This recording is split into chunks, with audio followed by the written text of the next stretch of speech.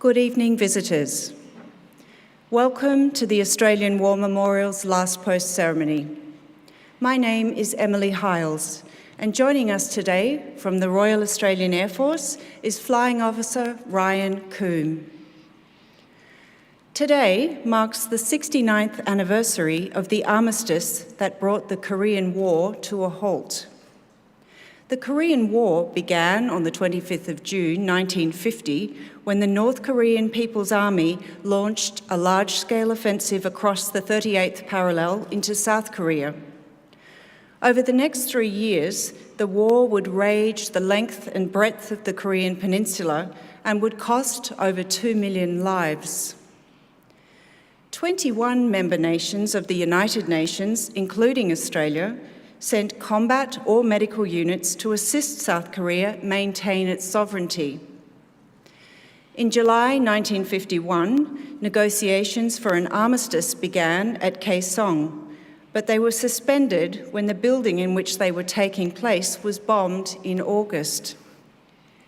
Talks resumed 2 months later at Panmunjom, but were protracted until after the death of Russian leader Joseph Stalin in March 1953.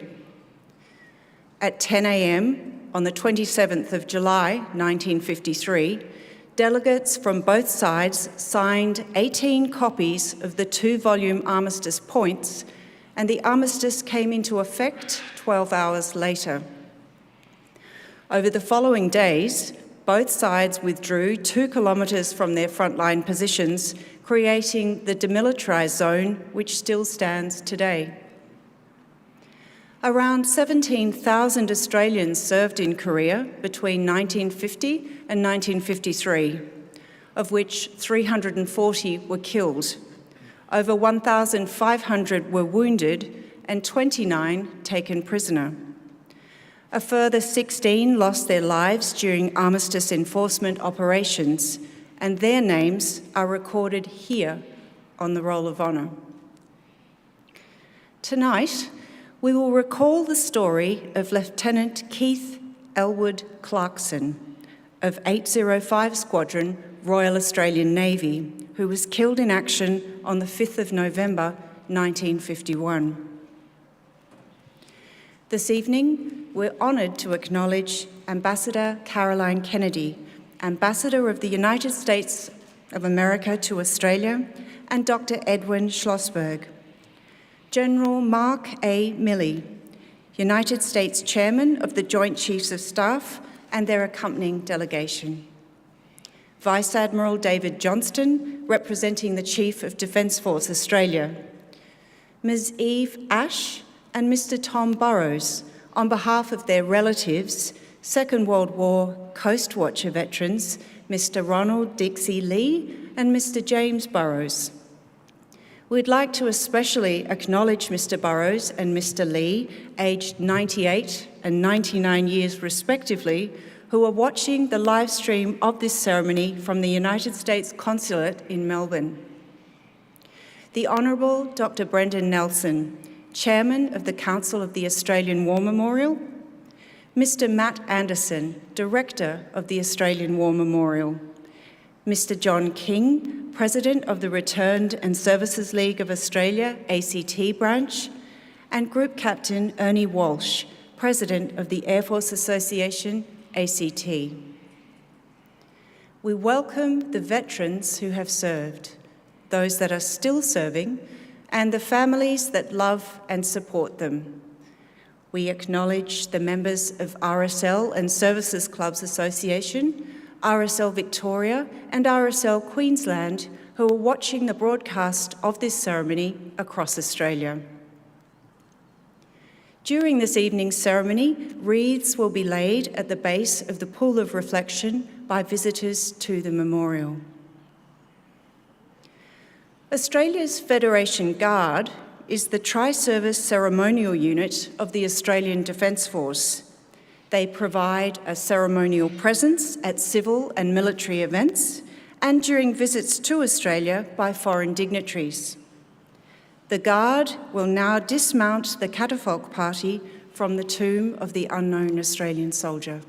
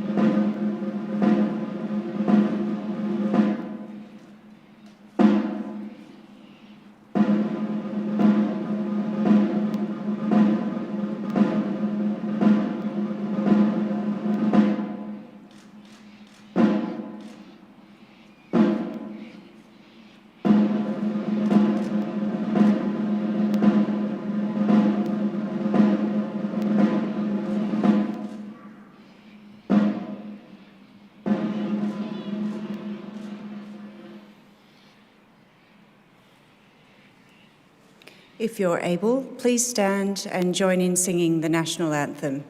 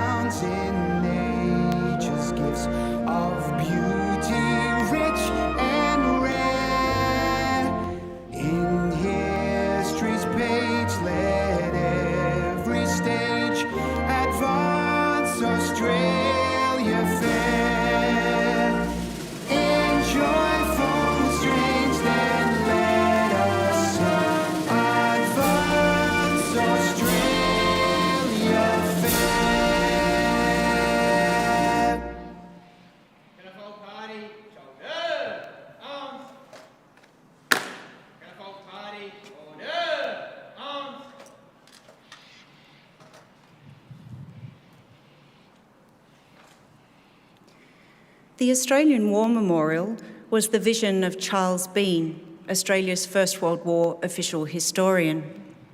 Bean landed with the Australian troops on Gallipoli and stayed with them at the front through to the end of the war. The idea of this national museum and memorial came to him at Pozières, France, in the depths of the bloody fighting of 1916. Bean's idea was that this would be a place where families and friends could mourn loved ones buried in faraway places. It would also be a place that could help all Australians understand what these men and women had endured and what they had done for us. Bean's vision, to which we remain true, is best expressed as inscribed in the entrance to the memorial's galleries. Here is their spirit, in the heart of the land they loved, and here we guard the record which they themselves made. Tonight, we will read the story behind just one of those on the Roll of Honour, which lists the names of more than 102,000 men and women who have given their lives for us in war and on operations for more than a century. But first, we present a lament, flowers of the forest. Wreaths and floral tributes will now be laid at the base of the pool of reflection in the following order.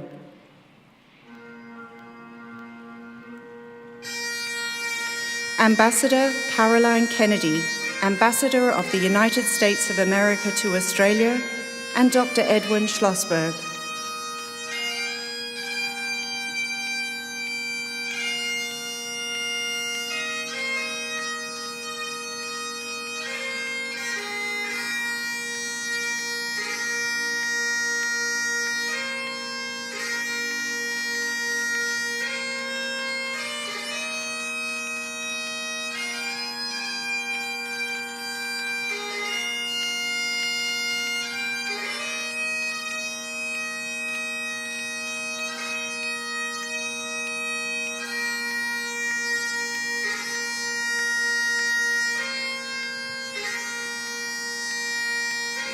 General Mark A. Milley, United States Chairman, Joint Chiefs of Staff, and Vice Admiral David Johnston, representing the Chief of Defence Force.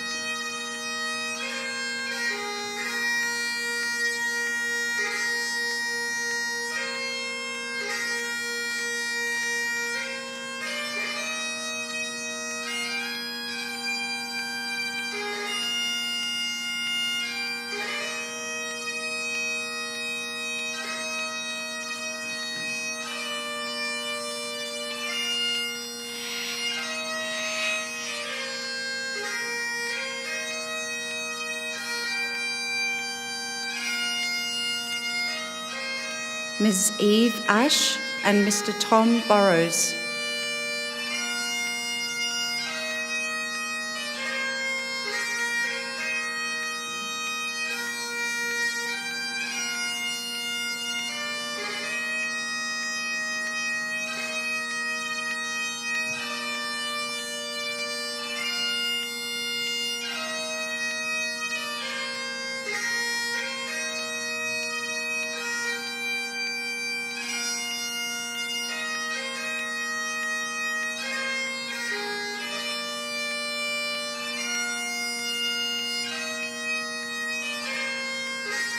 Mr. John King, President of the Returned and Services Leagues of Australia, ACT branch, Mr. Dennis Lyons, representing the Naval Association of Australia, and Group Captain Ernie Walsh, President of the Air Force Association, ACT.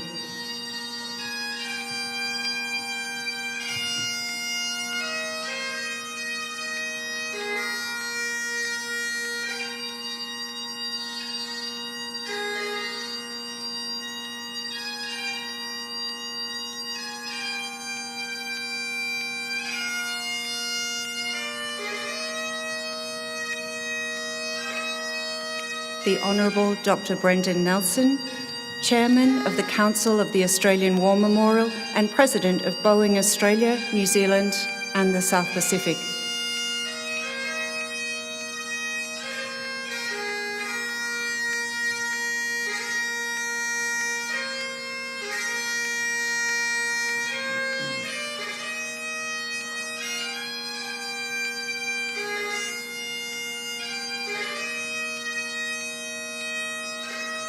Mr. Matt Anderson, Director of the Australian War Memorial.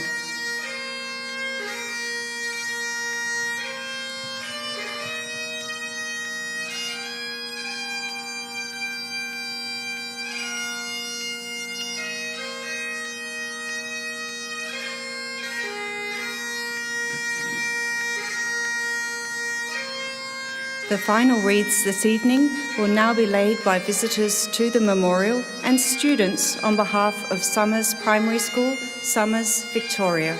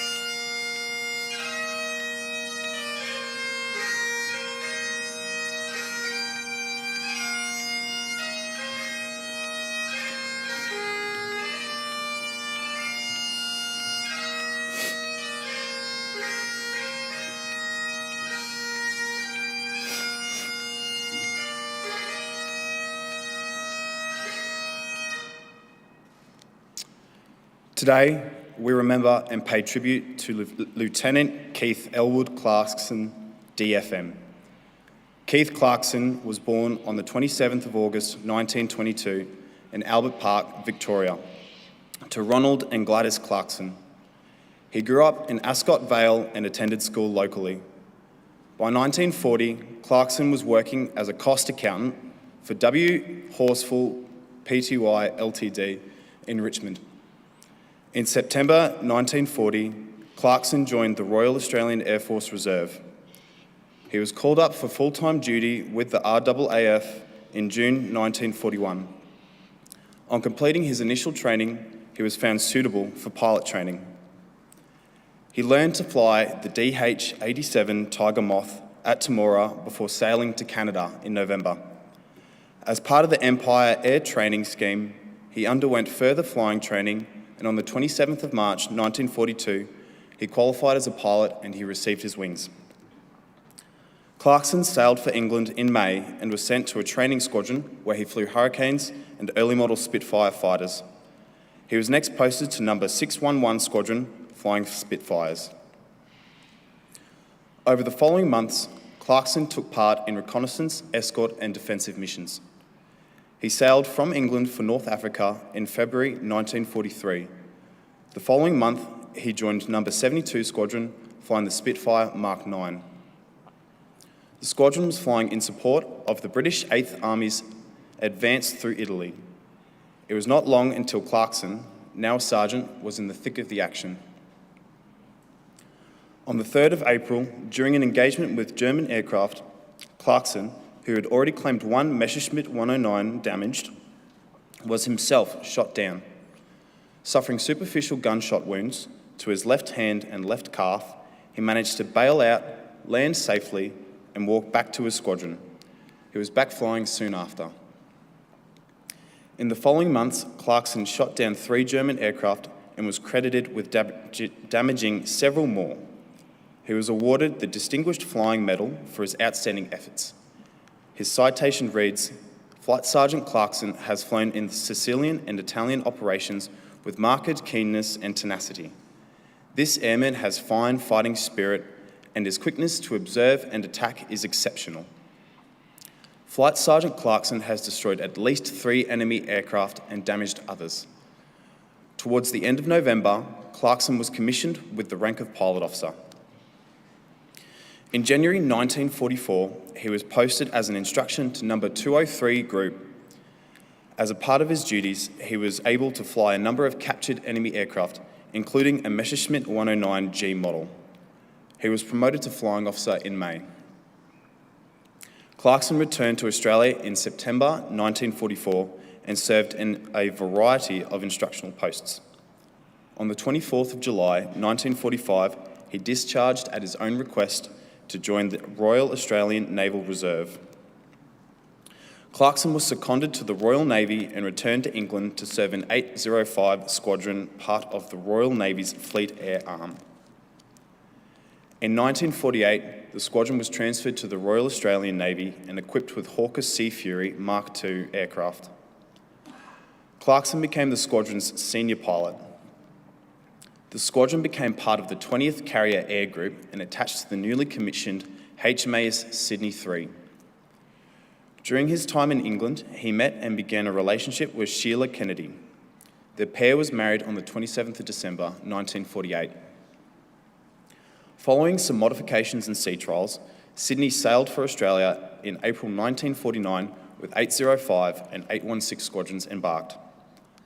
After disembarking at Jervis Bay, 805 Squadron was sent to HMAS Albatross at Nowra, the Royal Australian Navy's first naval air station. Accommodation and amenities at Nowra were quite primitive and a number of families lived on base in caravans. In January 1951, 805 Squadron returned to Sydney and took part in multinational exercises off the coast of Tasmania. The squadron returned to Nowra in April and was ordered to prepare for service in Korea soon after. HMAS Sydney sailed for Korea at the end of August. After a stop in Japan, the aircraft carrier arrived in Korean waters at the beginning of October.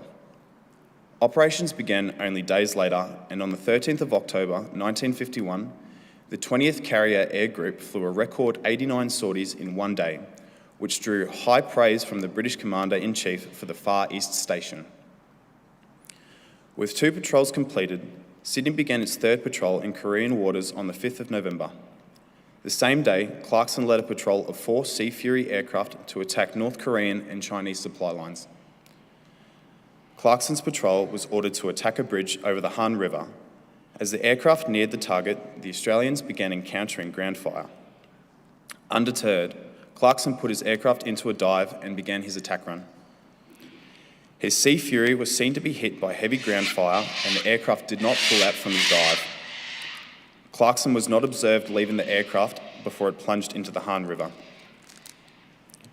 Clarkson's body was unable to be recovered and he was listed as missing in action, presumed killed. He was 29 years old. Today, he is commemorated on the memorial to the missing in the United Nations Memorial Cemetery in Busan, one of 43 Australians still listed as missing in action from the Korean War. His name is listed here on the Roll of Honour on my left, among the 340 soldiers, sailors and airmen who died during the Korean War. In the photograph displayed today beside the pool of reflection, Lieutenant Clarkson is seen standing on the far left-hand side. This is but one of the many stories of service and sacrifice told here at the Australian War Memorial. We now remember Lieutenant Keith Elwood Clarkson, DFM, who gave his life for us, for our freedoms, and in the hope of a better world.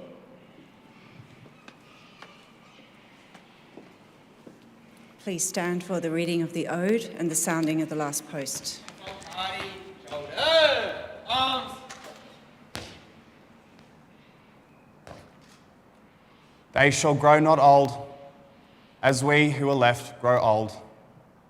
Age shall not weary them, nor the years condemn. At the going down of the sun, and in the morning, we will remember them. We will remember them. Whole party, present, arms.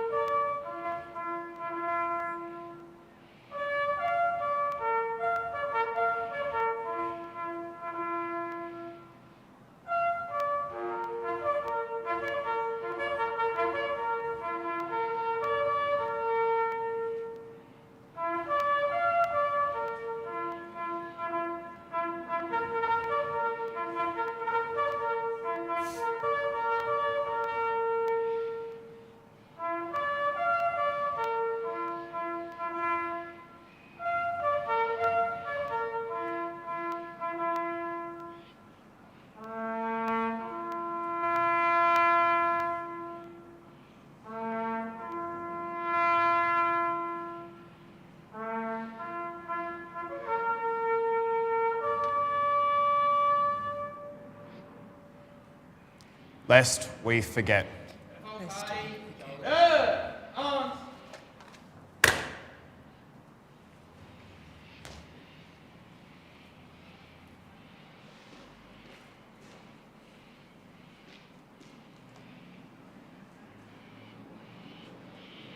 Whole party, inward, turn. Whole party, quick, march.